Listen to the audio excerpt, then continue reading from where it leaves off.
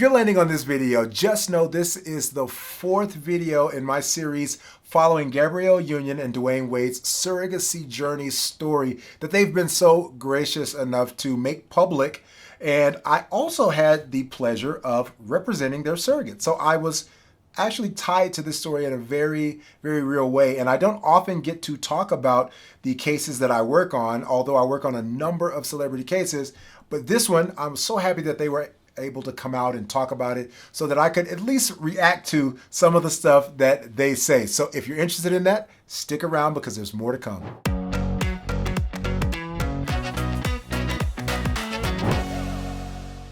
By the way, my name is Corlandos Scott, and surprise, I'm a surrogacy attorney, which is why I'm reacting to a story about surrogacy.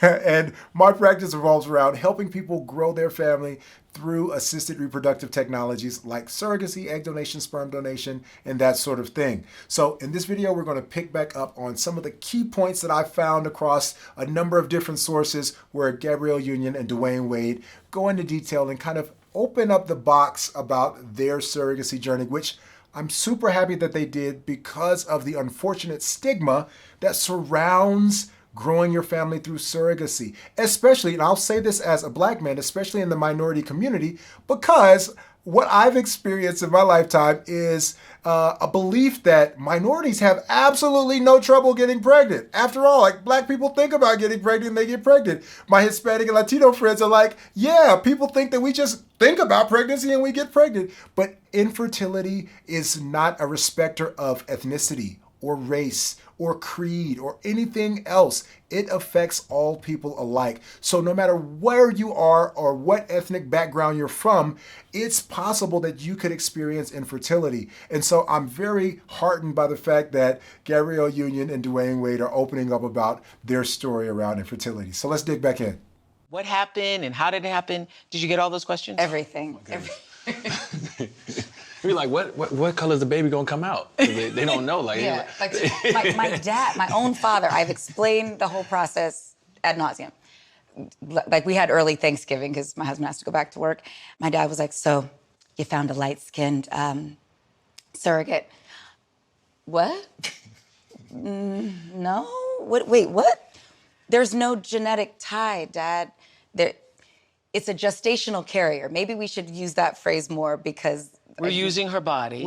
She was gracious enough to allow us to put our embryo in her womb, and she was able to cook our baby for us, but there is no genetic connection to the surrogate. You know, something you just... I laugh when I hear Dwyane Wade say that and Gabrielle say that because I do this every day, so it's just second nature to me, and I don't think about some of the basic questions that people might have around surrogacy. But there are a number of people who have wild misconceptions about surrogacy.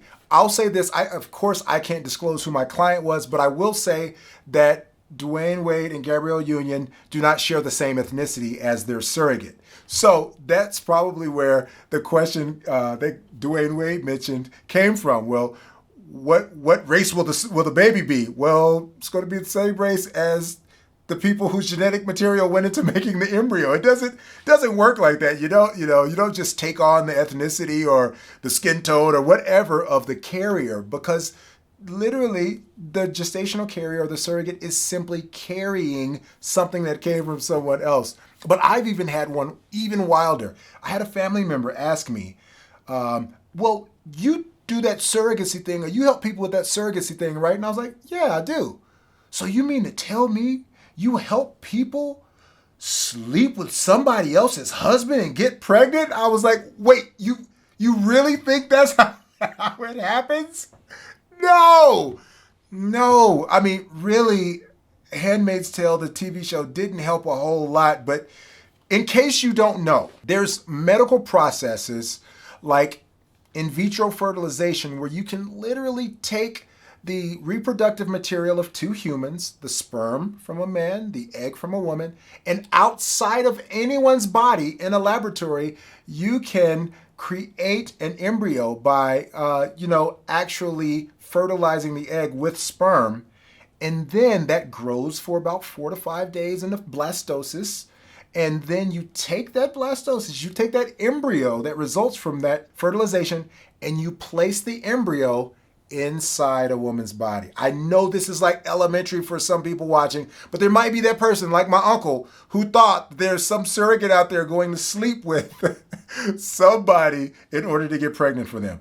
At least that's not the way it's supposed to work. And if you got pregnant like that, I wouldn't call you a surrogate, unfortunately. Another thing that I think Gabrielle was clever enough or quick enough rather, to catch kind of a miscue that Oprah made. I don't think she meant anything by it, but Oprah said you used her body. And that comes across a little bit harsh because it could potentially paint a picture like there's this really rich celebrity that used this poor surrogate's body to take advantage of her, and that's not how the matches work. And we're going to see that in a minute, but it's not a situation where, you use somebody. This surrogate was gracious enough to agree to carry a baby for someone else, and that's how the process works.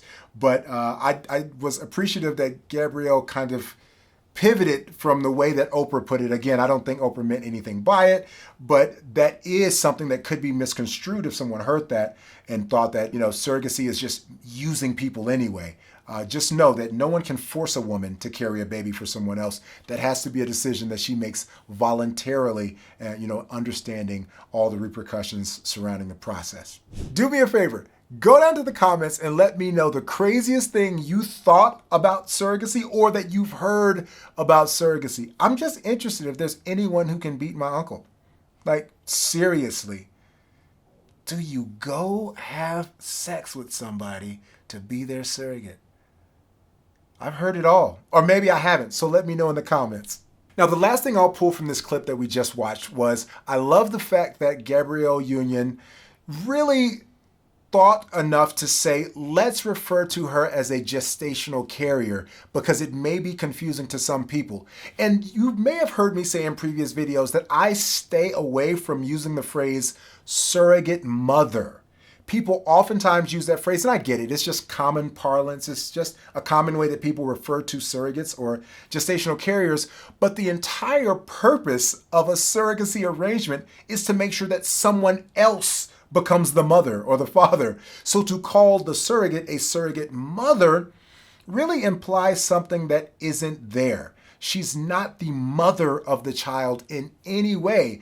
Even, like Gabrielle mentioned, most times, not even genetically connected to the surrogate. It's not her eggs that were used to create the embryo. So she's not even related biologically or genetically to the child. So we really should shy away, or at least I shy away from using the phrase surrogate mother, and even sometimes shy away from using surrogate. I use it because I understand that's what people understand. But gestational carrier is my preferred term as well, Gabrielle. So good on you for that. Gestational carrier, gestational carrier, gestational carrier. She's not the mother. Listen, there's still so much to Gabrielle Union and Dwyane Wade's story that I'm going to have to take it into a fifth video. And maybe this one is going to be the final one, but there's just so much richness to their story and the fact that they're sharing their story that I don't want to miss any of it. And like I said, I don't often get to share with you guys my stories about actual clients that you would know who they are. So this is a bit of a special treat. So I'll see you in the next video, but do me a favor.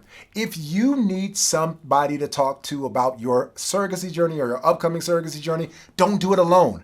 You can talk to me. Just click the link below and you'll be taken to chatwithcorlandos.com and we can have a conversation about what you're planning to do, and I can offer any kind of tribal wisdom that I might have that could help you avoid any missteps and take the next right best step along your path to growing your family through surrogacy. Also, since we're talking about the subject of celebrities and public figures, if you fall into that category, you definitely want to get your attorney on board early as possible so that they can help you navigate through the process and make sure that you're protected, your privacy is protected, and that you know what to expect moving forward in the surrogacy journey. So just click the link below, chat with me. I'll see you in the next episode.